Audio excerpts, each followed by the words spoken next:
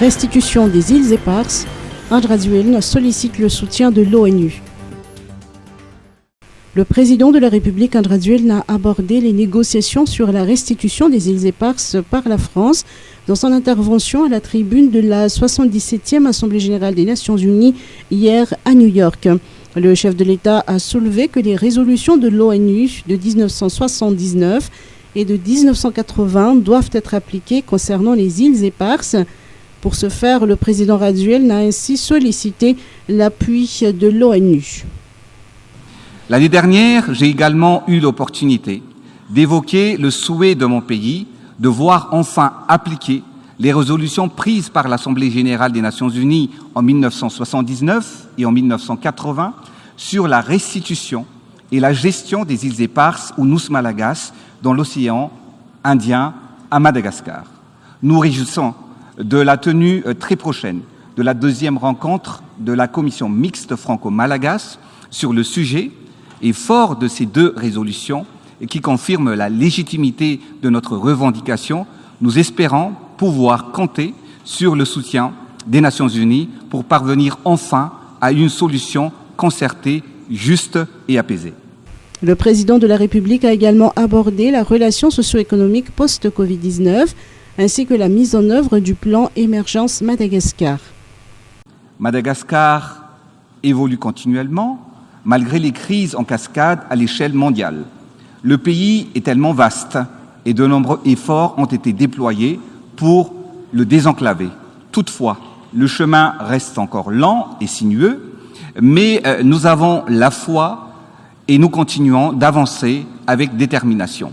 Le plan Émergence Madagascar trace d'ailleurs littéralement les voies vers l'avenir.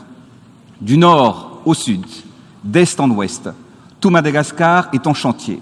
Pas plus tard que la semaine dernière, nous avons inauguré la route nationale 5A dans le nord de mon pays, qui jusque-là, et pendant des décennies, était une route en terre battue que l'on parcourait encore pendant une semaine pendant la période de pluie. Actuellement, 2 heures suffisent pour le trajet, permettant immédiatement la révision à la baisse, le coût et le prix du transport des biens et personnes, améliorant considérablement la vie de la population locale et contribuant ainsi au développement socio-économique du région du nord de mon pays.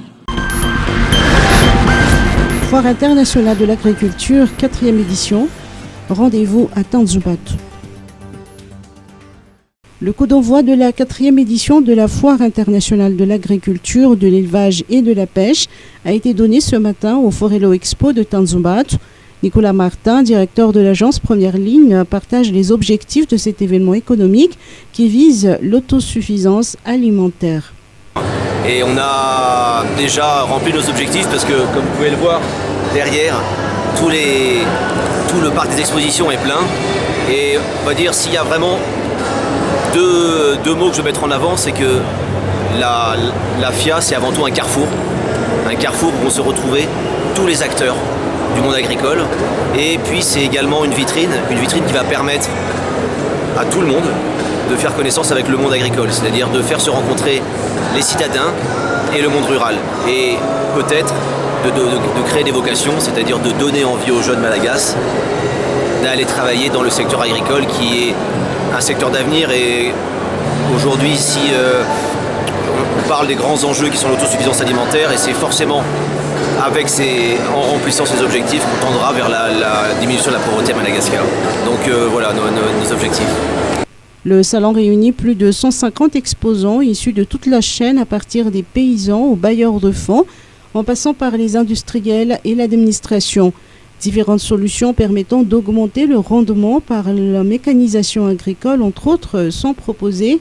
Le docteur Raymond, vice-ministre de l'élevage et représentant du ministre de l'Agriculture, a indiqué que cet événement ambitionne de valoriser les potentiels agricoles du pays qui sont indissociables de l'élevage.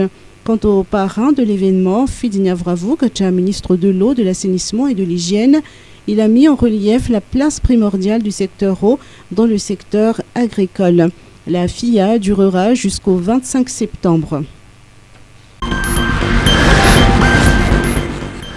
Carburant frelaté, l'OMH lance un appel à témoins. En réitérant l'appel d'hier du secrétaire d'État en charge de la gendarmerie, l'Office malgache des hydrocarbures invite ceux qui se trouvent confrontés à du carburant frelaté à porter plainte auprès de ses services. L'objectif est de permettre à l'OMH d'avoir entre ses mains des preuves matérielles qui lui permettront de cibler les contrôles et de mener des investigations afin de prendre des mesures appropriées. L'OMH demande ainsi aux plaignants de se munir d'un échantillon de carburant frelaté et éventuellement de la facture d'achat, puis de préciser dans sa plainte le lieu et l'identité de la station-service auprès de laquelle le carburant a été acheté. Par ailleurs, la gendarmerie poursuit l'enquête. Dimanche, elle a annoncé l'arrestation de 6 individus soupçonnés de mélanger du gazole ou de l'essence avec du pétrole et de l'acide sulfurique.